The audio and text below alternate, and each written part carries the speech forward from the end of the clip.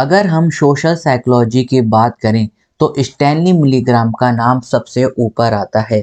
He is one of the most important scientist when we talk about the social psychology, right. अगर हम बात करें Stanley milligram की, तो इनका जो बॉर्न थे ये कब हुए थे, 1933 में। मेन इनका इंटरेस्ट कैसे जागा, कि इनका इंटरेस्ट किस में था कि जो पीपल होते हैं वो इंटरेक्ट कैसे करते हैं अथॉरिटी फिगर से, कि how people interact with the authority figure. Second इनका जो इंटरेस्ट था वो क्या था कि जो नॉर्मली, ध्यान से सुनिएगा ये काफ़ी ज़्यादा इंपॉर्टेंट पॉइंट है, कि जो नॉर्मली गुड पीपल होते हैं वो ही हॉरिबल थिंग्स करते हैं। मैं यहाँ पर लिख भी देता हूँ कि जो गुड पीपल होते हैं वो क्या करते हैं, अधिकतर हॉरिबल थिंग्स करते हैं, राइट। तो इन्होंने सोचा कि मेरे को एक एक्सपेरिमेंट करना चाहिए कि लोग ऐसा क्यों करते हैं। तो इसको जानने के लिए इन्होंने एक एक्सपेरिमेंट करा, और या फिर आप कह सकते हैं एक स्टडी करी, जिसे हम कहते हैं स्टडी ऑफ ओबीडियंस। और जो एक्सपेरिमेंट हुआ उसे हम कहते हैं एक्सपेरिमेंट ऑफ द ओबीडियंस, या फिर उसे कहते हैं स्टैनली मिलीग्राम एक्सपेरिमेंट। क्या एक्सपेरिमेंट था, मैं आपको एक समरी में बता देता हूँ, उसके बाद हम देखते हैं। तो देखिए, पहले उन्होंने क्या करा, उन्होंने कुछ पार्टिसिपेंट को बुलाया, राइट। अब क्या थे, जो पार्टिसिपेट थे उनमें इनका भी कुछ पार्टिसिपेट थे। सपोज करिए ए और बी पार्टिसिपेट है, बी जो है वो रियल पार्टिसिपेट है, और ए में 2 या 4 लोग इनके अपने ही हैं जो कि क्या है, एक्टर्स हैं, राइट। इन्होंने क्या करा, एक रूम में ए और बी दोनों को बुलाया, और उसके बाद उनको बताया कि हम क्या कर रहे हैं, हम मेमोरी के ऊपर क्या कर रहे हैं, एक एक्सपेरिमेंट कर रहे हैं, ओके। तो जो रियल पार्टिसिपेंट थे उनसे कहा गया कि आप लोग क्या करोगे, आप लोग क्वेश्चन पूछोगे, और जो उनके एक्टर थे या फिर जो स्टैनली मिलीग्राम के साथ मिले हुए थे उनको क्या करना था, उनको आंसर करना था। जैसे ही एक्सपेरिमेंट स्टार्ट होता है उससे पहले जो एक्टर्स थे वो कह देते हैं कि उनको कुछ हार्ट कंडीशन है, दैट मीन्स डायबिटीज भी हो सकती है, हार्ट अटैक के भी इशू हो सकते हैं, राइट। तो उनको कुछ हार्ट कंडीशन है, तो उनको क्या कर दिया है, एक दूसरे रूम में लिया जाता है। अब ए कैंडिडेट यानी कि जो रियल कैंडिडेट है वो इधर है, और बी कैंडिडेट दूसरे रूम में है। जैसे ही ए कैंडिडेट बी कैंडिडेट से क्वेश्चन पूछता है, उनसे कहा गया कि अगर सही जवाब देते हैं तो उनके सामने एक शॉक ट्रिगर रखा गया, कि जैसे ही सही जवाब देगा आपको कुछ नहीं करना है, लेकिन अगर ये गलत जवाब देते हैं तो आपको इस शॉक ट्रिगर को क्या कर देना है, प्रेस कर देना है, ओके। जैसे जैसे क्वेश्चन बढ़ते गए, राइट, क्योंकि यहाँ पर क्या थे, ये एक्टर थे, बी वाले क्या थे, एक्टर थे। तो जैसे ही क्वेश्चन पूछते थे, पहले उन्होंने सही जवाब दिए, लेकिन बाद में क्योंकि उनको एक्सपेरिमेंट करना था, ये क्या करने लग गए, जवाब गलत देने लग गए। जैसे ही जवाब देते थे तो ये क्या कर देते थे, उस बटन को दबा देते थे, और इन्हें शॉक लगता था। मेन चीज क्या थी, शॉक लगता नहीं था, ये एक्टर थे, ये रिएक्ट ऐसे करते थे कि उन्हें शॉक लग गया है, ओके।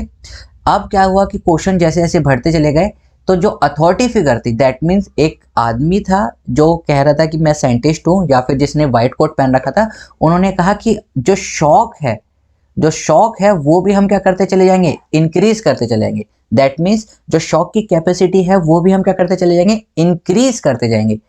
कुछ लोगों ने मना करा कि हम शॉक नहीं दे सकते, बिकॉज सामने वाला person, there might be a possibility कि वो मर जाए, राइट। लेकिन क्योंकि सामने क्या, देखिए अब बहुत ध्यान से सुनेगा, सामने उनके अथॉरिटी खड़ी थी, तो उन्होंने उसकी बात को मान लिया कि अथॉरिटी कह रही है, अगर ब्लेम आएगा तो किस पर आएगा, अथॉरिटी पर आएगा, राइट। तो ये माना गया कि पहले जब जो 220 वोल्ट से स्टार्ट करा गया था, शॉकिंग का जो रिजल्ट था 220 वोल्ट से स्टार्ट करा गया, वो 440 तक भी ऊपर चला गया था। दैट मीन 440 के बाद भी अथॉरिटी के कहने पर लोग शॉक करने के लिए, सामने वाले पर्सन को शॉक देने के लिए, उसके लिए हाँ कर रहे थे, राइट। तो यहाँ पर उन्होंने कहा गया कि जो अथॉरिटी होती है उसके ओबीडियंस पर एक नॉर्मल पर्सन क्या करता है, काम करता है, सो दैट कि जो ब्लेम है वो उसके ऊपर ना आए। या फिर दूसरी चीज क्या रहती है, वो कन्फॉर्मिटी से काम करता है, कि जो सामने वाला एक्सपेरिमेंट कर रहा है वो उनसे ज्यादा जानता है, ओके। नाउ अब इसके बारे में हम बात करते हैं, आइए देखते हैं। देखिए यहाँ पर मैंने सारी चीज लिख रखी है। Stanley Milgram experiment was a landmark study in the field of the social psychology field में, conducted by the Stanley Milgram, a psychologist at the Yale university में, जो कि क्या थे, एक साइंटिस्ट थे, इन अर्लियर 1960। यहाँ पर मैं आपको बहुत इंपॉर्टेंट चीज बताने जाऊंगा कि उन्होंने यही एक्सपेरिमेंट क्यों चुना, क्योंकि मैंने आपको बताया कि उनका जो जन्म था वो 1933 में हुआ। तो अगर आप देखोगे 1930 से 1940 तक होलोकॉस्ट बहुत हुए थे, right. Even till now psychology अभी तक इस आंसर को पता नहीं लगा पाई है कि हिटलर ने कैसे इतने सारे लोगों को कन्विंस करा कि वो जूस को, यानी कि जूस को क्या कर दें, डेथ कर दें, बिल्कुल जिंदा आदमियों को भी मार दें, राइट। अभी तक साइकोलॉजी इस चीज के बारे में प्रॉपर रिजल्ट नहीं दे पाई है कि हिटलर ने कैसे इतने सारे लोगों को कन्विंस करा कि जूस को एंड कर दे, पूरे जेनोसाइड को। Okay, back to the point कि ये कहाँ के थे, येल यूनिवर्सिटी में थे, ये आपसे पूछा जा सकता है, राइट। यूजीसी में कई बार पूछा भी गया है। येल यूनिवर्सिटी के ये प्रोफेसर थे और 1960 में इन्होंने क्या करा था, इस एक्सपेरिमेंट को स्टार्ट करा। The aim of the experiment was to explore obedience of the authority. जैसे कि मैंने बताया कि जो अथॉरिटी है वो उसके अंदर आप कितना काम करते हैं, कितना उसको अबे करते हैं, and the willingness of the people to carry out the harmful action against other if instructed to do so by the authority figure. कि अगर आपको अथॉरिटी फिगर कह रही है कि ये काम कर दो तो आप कहां तक उस हार्मफुल एक्शन को कर सकते हो। In the experiment participant were assign the role of the teacher, यानी कि जो मैंने आपको बताया कि दो पार्टिसिपेंट थे, ए और बी, राइट। तो ए क्या थे, टीचर थे, and were told to deliver electric shock to the learner every time the learner made a mistake on the memory task. जैसे कि मैंने बताया, तो यहाँ पर मैंने ए और बी से आपको समझाया।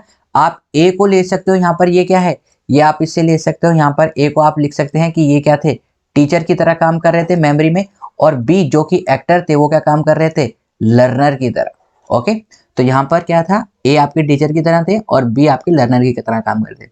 The learner was an actor, जैसे कि मैंने अभी बताया, and did not receive any real shock but participate were not aware of this. जो पार्टिसिपेट थे उनको उसके बारे में नहीं पता था। The result showed that a significant majority of the participate obey the experimenter and deliver what they believe to be painful electric shock even when the learner back them to the stop. ये देखिए कि जो learner है वो उनके सामने क्या कर रहा है, गिड़गिड़ा रहा है कि हमें इलेक्ट्रिक शॉक मत दीजिए, फिर भी उन लोगों ने क्या करा, उन लोगों ने इलेक्ट्रिक शॉक दिए, जस्ट बिकॉज कि वहां पर वो क्या कर रहे थे, वो अबे कर रहे थे किसको, अथॉरिटी को। This lead to the conclusion that people are willing to inflict harm on other if instructed to do so by someone in a position of the authority, and that obedience to authority can have a negative consequences। और जो obedience of authority हो सकती है उसके negative consequences भी होती है। देखिए उस समय जब जर्मन लोगों ने जूस को किल करा तब उन्हें कुछ नेगेटिव नहीं लग रहा था, लेकिन अगर आज के टाइम में आप देखोगे, इवन आप जर्मन लोगों से भी पूछोगे तो वो उस चीज को बहुत ज्यादा गलत बताएंगे, राइट। तो वही चीज यहाँ पर उन्होंने पिन पॉइंट करी है कि अगर अथॉरिटी आपको कोई चीज कहती है और वो बहुत ज्यादा नेगेटिव कॉन्सिक्वेंसेस भी है, फिर भी नॉर्मली जो पीपल होते हैं उनका ह्यूमन साइकोलॉजी फैक्ट क्या कहता है कि वो उसको क्या करेंगे, फॉलो करेंगे। The Milgram experiment has been widely criticized for ethical reasons, as participants were subjected to the psychological state and deceived about the true nature of the experiment। देखिए इनकी जो लिमिटेशन थी आप उसमें ये सारी चीजें लिख सकते हैं कि क्यों क्रिटिसाइज करा गया, क्योंकि जो पार्टिसिपेंट थे, देखिए चाहे आप लर्नर की तरह काम कर रहे हैं या आप टीचर की तरह काम कर रहे हैं, कहीं ना कहीं आपको साइकोलॉजी का स्ट्रेस होगा, राइट। स्पेशली जो कि रियल पर्सन है, देवर थिंकिंग कि यार हम सामने वाले को शॉक दे रहे हैं तो उनको कुछ ना कुछ स्ट्रेस रहेगा। ओके, और लर्नर की अगर हम बात करें जो कि आपका एक्टर है, उसको क्या स्ट्रेस रहेगा कि अगर ये शॉक्स रियल होते तो अब तक मैं डेथ हो चुका होता, अब तक मेरी क्या हो सकती है, डेथ हो चुकी होती। Despite its ethical controversy, the experimental remain an important part of the history of the psychology and continue to be believed widely discussed and the discussed today, right? तो ये माना जाता है कि ये सबसे इंपॉर्टेंट एस्पेक्ट रहा है आपका। और अगर हम बात करें इसी के ऊपर आपका क्या हुआ था, स्टैनफोर्ड प्रिजन एक्सपेरिमेंट। ये देखिए ये भी बहुत ज़्यादा इंपॉर्टेंट आपका एक्सपेरिमेंट रहा है, स्टैनफोर्ड प्रिजन एक्सपेरिमेंट। इसका दूसरा नाम क्या है, जिम्बार्डो। अगर पूरा नाम लिखें तो फिलिप जिम्बार्डो, राइट। और अगर हम बात करें फिलिप जिम्बार्डो की, तो फिलिप जिम्बार्डो कब हुआ था, फिलिप जिम्बार्डो आपका हुआ था 1971 में, राइट। और ये स्टैनली मिलीग्राम कब हुआ है आपका, 1960 में। ओके, तो इन सारी चीजों का ध्यान रखिए, यूजीसी में काफी बार पूछा जा सकता है। अगर आपको वीडियो पसंद आई है तो लाइक करें, शेयर करें, सब्सक्राइब करना ना भूलें और हमें ये कमेंट करके ज़रूर बताएं कि आप इस तरह से पीडीएफ के थ्रू पढ़ना चाहते हैं जो कि मैंने आज बनाई है, या फिर जिस तरीके से मैं पहले बनाता हूँ, लाइक कि आपके सामने लिखा लिखाया पेन के थ्रू, या फिर इस पीडीएफ के टाइप के through. So we will meet in the next video. Till then, keep smiling, keep gathering lots of memory. Have a great day and subscribe and comment करना ना भूलें. Thank you all of you.